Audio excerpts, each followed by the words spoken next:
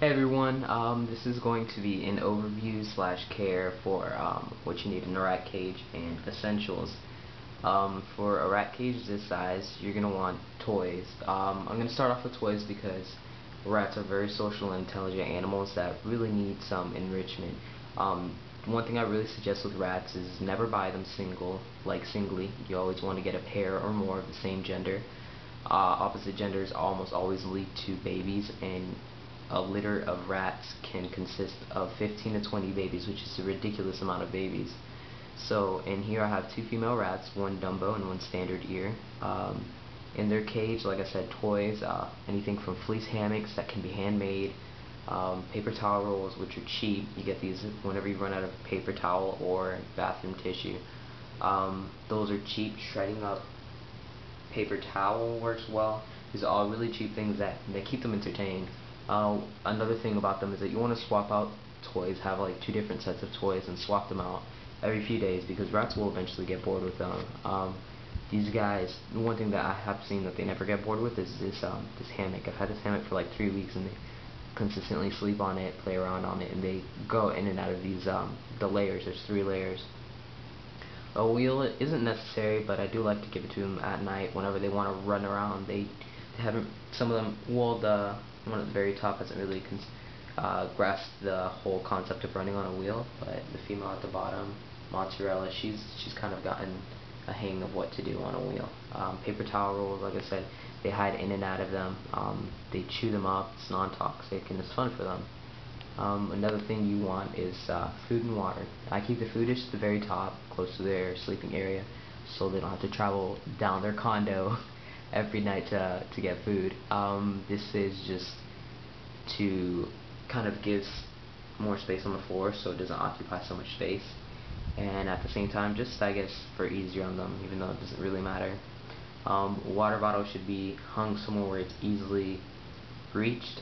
Something you don't want to hang it so far up that they had to climb the bars of the cage to get to it.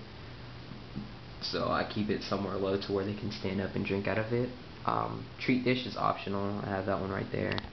The treat dish is just for either salads or seeds if I offer them. I offer salads every day in the morning. Just some cut up cucumbers, kale, fruits, little grapes, stuff like that, baby carrots. And that's basically it for that. Lighting, which isn't normally talked about, but lighting, I normally give them the same amount of hours of light that I give them whenever I go to sleep, which is around 8 or 9, probably 9, since school is coming up, so probably around 9 or 10, I would turn off the lights. They probably don't want lights constantly on them, especially when they try and sleep, but I turn them off at night. They're nocturnal, and I'm pretty sure they have good vision or smell or whatever they do at night. That's when I see them most active. I see them grab food, like you saw. I'm not sure if you saw it earlier, but this female ran up the stair, or actually ran down the stairs after grabbing a piece of food, and they just play around and stuff. Like I said about pairs, they do keep each other company. So the hours that you're not home or you're not available, they keep each other occupied. They're not bored. They sleep with each other, play around, wrestle. These girls wrestle all the time. It kind of looks like fighting, but it's more like play fighting because they're not really attacking each other. As for toys again, the shredded paper, it works very well. It places on the top two levels, and they would take them down and made a nest. Like they put it in the corner and make a nest. And that's basically it for the overview of your cage. This cage was purchased for $15, which I think is a ridiculous steal. Cages like these usually run for a lot more expensive. I mean, it's not like the most durable. Like the wire can be flimsy, but it's not like to the point where my rat's gonna squeeze through it. It's just a cheap cage. It's nice sized for the price, and you can keep a pair of rats, which eventually I'll be switching them out. I think that I should give them a bit larger. Dish is kind of pushing two rats, but since they're young, it still gives them a lot of room to run around and play. But that's basically it for rat care. If you guys have any questions, any comments, let me know.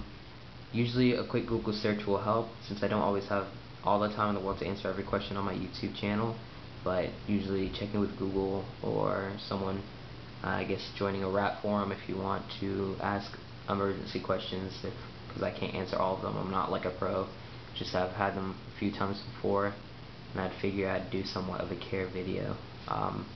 That's basically it.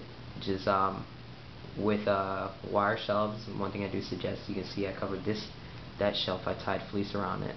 Wire shelves can lead to issues with their feet. I still have the top level to finish, but it can lead to issues with their feet. Bumblefoot is something that can come up, is when they snag their foot and get it trapped in the wire and it breaks or it causes swelling. So those are some things to keep in mind when having wire cages. I prefer wire cages over aquariums because of added ventilation. The urine smell doesn't stay trapped. And I forgot to mention it, but for bedding I use Carefresh for females because their urine doesn't smell as bad as males. You want something that's maximum odor absorbency and cheap. Carefresh isn't that cheap, so I'm probably switching back to towel and putting a litter pan in there because they were using that pretty consistently, and just tossing the towel in the wash every 2 days. That's basically it. Like I said, any questions, usually a quick Google search. Use me, I guess, every now and then if you have questions. I might not be able to get to all of them, but I probably will get to most of them. And that's about it. If you guys have any questions or comments, just let me know. Planning on doing another video on my crested gecko. I just received one not that long ago. Maybe do like a setup video. I know I've done them in the past before. They've been mostly naturalistic, and I think I'm just going to do like a cost-effective and economic way of keeping these guys. It's very easy. So that's about it, guys. Just let me know what you think, and thanks for watching.